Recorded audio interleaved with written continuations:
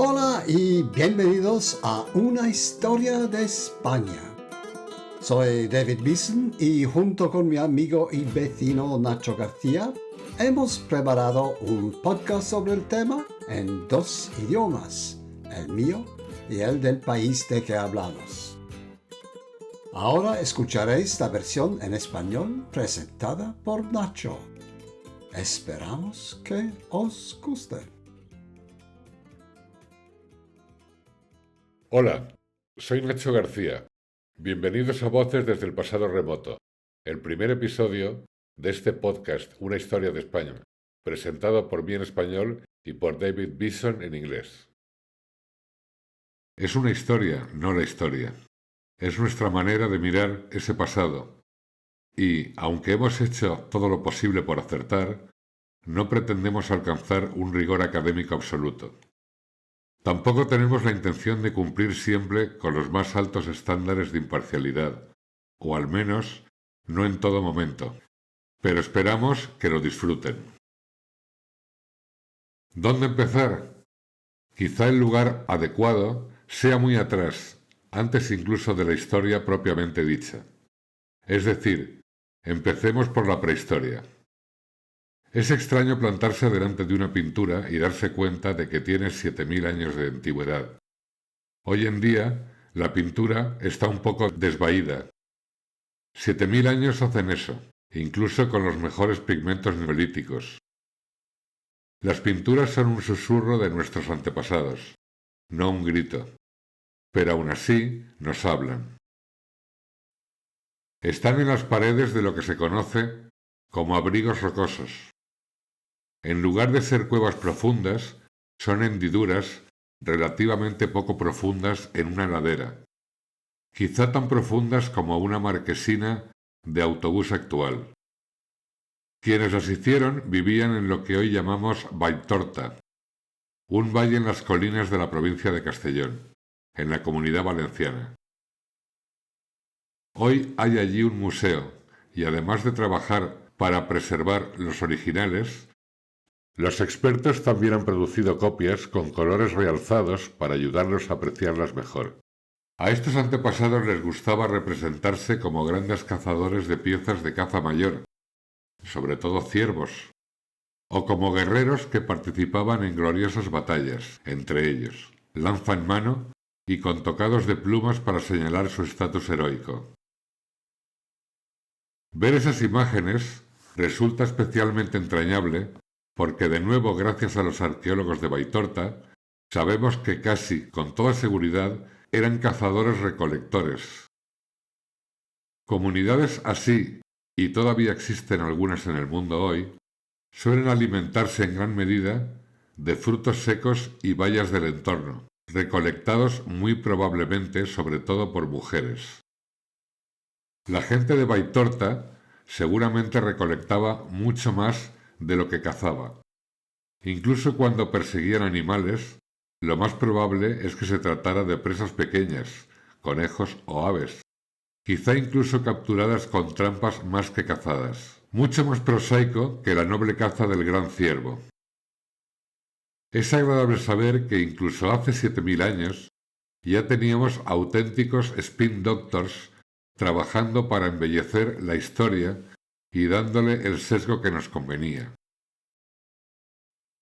¿Cómo eran estos personajes? Arqueólogos en Inglaterra han intentado recrear el rostro de un hombre de aquella época, conocido hoy como el hombre de Cheddar, a partir de un cráneo encontrado en la garganta de Cheddar. La opinión general es que las personas de las que hablamos eran casi con toda seguridad de piel oscura, o lo bastante oscura como para que hoy las consideráramos negras, si reaparecieran entre nosotros. Es probable que tuvieran ojos azules, un aspecto llamativo, desde luego. Resulta curioso pensar que España, y también Inglaterra, estuvieran habitadas por pobladores negros hace tanto tiempo. Durante los 2 o 3 milenios siguientes, sucesivas oleadas de inmigración comenzaron a diluir este sustrato humano. Arqueólogos que trabajan con ADN han identificado una oleada migratoria especialmente importante, protagonizada por una población que pudo haber llegado desde la actual Polonia, o como se cree de forma más general, desde Anatolia, en la actual Turquía. El gran cambio que trajeron consigo fue la agricultura. Esta se inició en Oriente Próximo hace unos 12.000 años, alrededor del 10.000 antes de la era común, antes de Cristo. Los primeros agricultores empezaron a llegar a lo que más tarde sería Iberia entre el 5600 y el 5500 antes de Cristo, hace unos 7500 años.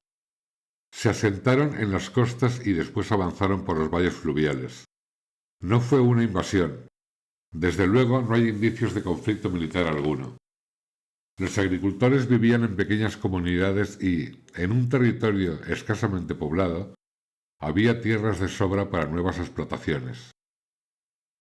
La expansión probablemente se produjo también mediante pequeños grupos. Es fácil imaginar a los hijos adultos de una familia agrícola numerosa y establecida decidiendo que tenía sentido abandonar la granja paterna y con tanta tierra disponible fundar su propio asentamiento, quizás un poco más arriba en el valle del río. Cuando se estaban pintando las escenas rupestres de Valtorta, los cazadores-recolectores vivían a apenas unas decenas de kilómetros de las comunidades agrícolas de esta nueva población.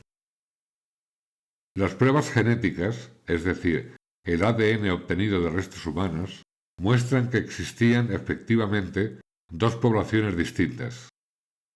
Sin embargo, se mezclaron, sin duda comerciando entre ellas y emparentando mediante matrimonios. Y llega un momento en que la mayoría de las personas portan ADN mezclado de ambos linajes. Poco a poco, los cazadores-recolectores probablemente adoptaron también el modo de vida agrícola de los recién llegados. Así que ahora nos encontramos ante una población mixta. Es probable que la caza y la recolección continuaran durante algún tiempo, aunque solo fuera para complementar la dieta agrícola. Pero parece verosímil que la gente de Valtorta se orientara cada vez más hacia la agricultura. Si has leído Sapiens, de Yuval Noah Harari, sabrás que él considera este paso como algo triste, ya que la agricultura implicaba muchísimo más trabajo que el estilo de vida cazador-recolector, y probablemente proporcionaba una dieta mucho menos equilibrada. Los agricultores, al fin y al cabo, tienden a centrarse en un número reducido de cultivos, un contraste triste con la enorme variedad de frutos y bayas disponibles en la naturaleza. Por supuesto, en determinadas épocas del año, el suministro de frutos y bayas disminuye drásticamente, y eso podía generar condiciones durísimas para la población. También es probable que el crecimiento demográfico empujara hacia la agricultura. Hoy nos gusta pensar en frutos secos, bayas y plantas silvestres como comida salvaje, y resulta bastante moderno consumirla. Pero en las comunidades preagrícolas eso era todo lo que había en el ámbito de la recolección, y solo puede sostener a una población limitada.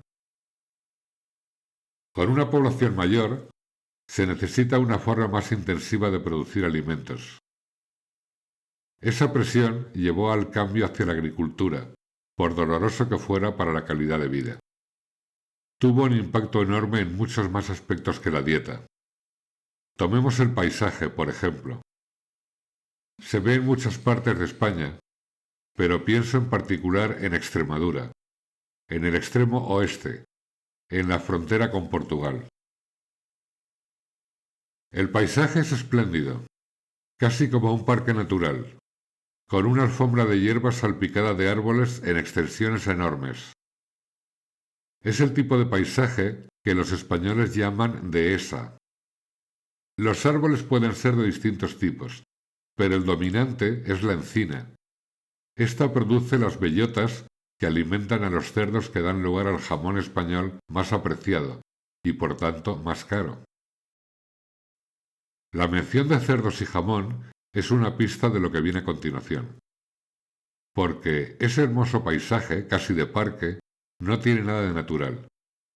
En su estado original, todo este territorio estaría cubierto por un bosque continuo, tan extenso que sería fácil perderse en él si uno se adentrara demasiado. Fue el ser humano quien, mediante talas y desmontes, lo transformó en este llamativo, aunque artificial, paisaje de pastizales. Lejos de revelar las glorias de la naturaleza, es testimonio de la determinación humana por someter la tierra y ponerla al servicio de la agricultura. El entorno de la dehesa fue modelado por el hombre. Es, sin embargo, relativamente estable y mantiene un equilibrio entre animales, plantas y seres humanos que conviven en él. Ojalá pudiera decir lo mismo del entorno que nuestra propia época está configurando ahora. Estamos causando daños mucho mayores, y bien podrían resultar irreversibles. El otro gran efecto de la agricultura fue consecuencia directa de su eficacia para producir alimentos. No sólo podía alimentar a una población en crecimiento, al menos en los años buenos, sino que incluso podía generar un excedente. Y eso tuvo un efecto enorme, porque con ese excedente las sociedades humanas fueron más allá de la mera subsistencia y pudieron empezar a mantener a una clase especializada de personas que no se dedicaban simplemente a producir alimentos. ¿Y quiénes eran? Pues los guerreros, los sacerdotes y sobre todo los gobernantes. Desde una perspectiva optimista, estas personas proporcionaban seguridad frente a incursiones extranjeras, aportaban intelectuales que ayudaban al progreso de la sociedad y ofrecían administradores que mantenían el orden necesario para que todo lo demás fuera posible. Desde una visión más pesimista, formaban una élite que no sólo vivía agradecida del excedente generado por los productores, sino que se aseguraba de que casi todo llegara a sus manos. Utilizaban el propio orden que decían preservar para garantizarse la mayor parte de lo que deseaban. Los guerreros proporcionaban los medios para mantener ese orden. Los sacerdotes explicaban que así lo querían los dioses. Las formas que adopta todo esto hoy son algo distintas, pero la manera en que se asegura su continuidad no ha cambiado tanto, ¿verdad? Una élite en el poder controlando la mayor parte de la riqueza. Fuerzas del orden pagadas con lo que produce la sociedad para garantizar que las cosas sigan así. Si alguna vez estás en Extremadura y viajas entre esa joya que es su capital, Mérida, y casi igualmente impresionante ciudad de Badajoz, justo en la frontera con Portugal, quizá te apetezca hacer una breve parada para visitar el monumento neolítico conocido como el Dolmen de Lácara. Está situado en ese mismo paisaje de dehesa del que hemos estado hablando. Es una tumba del final de la Edad de Piedra, algo dañada, sí, pero todavía lo bastante en pie como para impresionar de verdad. Es testimonio de una sociedad que había decidido claramente que era necesario hacer algo especial por sus muertos, o al menos por algunos de ellos, probablemente los más ricos y poderosos, y que disponía del excedente de mano de obra necesario para transportar enormes piedras a grandes distancias y construir un túmulo adecuado donde enterrarlos. Así que estamos ante una sociedad autosuficiente, relativamente próspera y con estructuras sofisticadas bien establecidas. Por desgracia, para aquella sociedad ya empezaba a gestarse una nueva amenaza contra su bienestar, en una región muy lejos de su horizonte, hacia el este. Allí, en las estepas de Rusia y Ucrania, distinción en la que, insisto, pese a los esfuerzos del señor Putin por borrarla, se encontraba la patria de un pueblo al que llamamos los Yamnaya, término ruso que designa la cultura de las tumbas en fosa, llamada así por el tipo de sepulturas que construían para sus figuras destacadas. Uno de los legados más perdurables de los Yamnaya es su lengua, antepasada de casi todas las que hoy agrupamos bajo el nombre de indoeuropeas. Probablemente tú mismo hablas uno de sus descendientes. Estás escuchando una ahora. En el cuarto milenio antes de nuestra era, los Yamnaya estaban realizando o quizás tomando prestados algunos descubrimientos extraordinarios. En las interminables llanuras de la estepa, con sus inviernos despiadados, estos avances les ayudaron a desarrollarse a una velocidad aterradora. Literalmente aterradora, en el sentido de que quienes no se asustaron deberían haberlo hecho, y muchos pronto lo harían. Los Yamnaya habían aprendido, por ejemplo, a criar caballos y no se habían limitado al ganado vacuno como muchos otros. Los caballos son mucho más listos que las vacas. Cuando el clima se vuelve duro, saben cómo escarbar en la nieve e incluso en el hielo para llegar al agua o a la hierba seca que hay debajo. Puede que no fuera tan exuberante como en verano, pero era mucho mejor que morirse de hambre. En 1886, un invierno especialmente cruel golpeó las llanuras del norte de Estados Unidos y murieron enormes cantidades de ganado que pastaba en libertad. Las vacas sobrevivían mejor cuando seguían a los mustangs, los caballos salvajes, y comían la hierba que estos habían dejado al descubierto. Al principio, los Yamnaya criaban caballos como el ganado para carne y leche, pero con el tiempo comprendieron que aquellos animales podían ofrecer algo más. Cuando, tras generaciones de cría, lograron hacerlos lo bastante grandes y fuertes, dieron un paso decisivo. Empezaron a montarlos.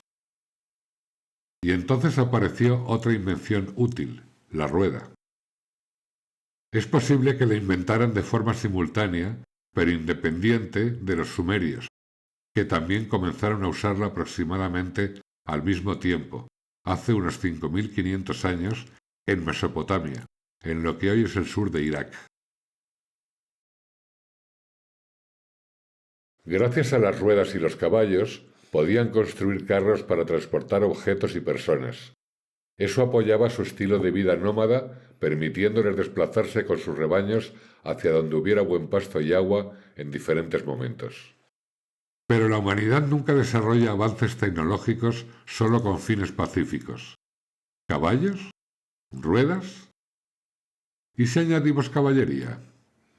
¿Y carros de guerra? Pronto empezaron a aterrorizar a sus vecinos y a apropiarse de sus ideas, como la metalurgia y otras habilidades maravillosas. Y después comenzaron a desplazarse por todas partes e incluso a conquistar a sus vecinos para ocupar sus tierras. Eso tampoco ha cambiado con el paso del tiempo. ¿Tienes ventaja militar sobre otros pueblos? Úsala para apoderarte de sus tierras. Sí, eran humanos, sin duda, y no más humanitarios que los actuales. Se expandieron por el actual Irán y el norte de la India, y también hacia el oeste, hacia Grecia, hacia lo que hoy son los países eslavos, hacia Alemania y Escandinavia, hacia Gran Bretaña, hacia Francia e Italia. Con el tiempo, muchas generaciones, quizá incluso un milenio completo, después de las primeras migraciones Yamnaya, sus descendientes llegaron a España. Pero ese es un tema amplio, uno del que hablaremos la próxima vez. Mientras tanto, gracias por escuchar.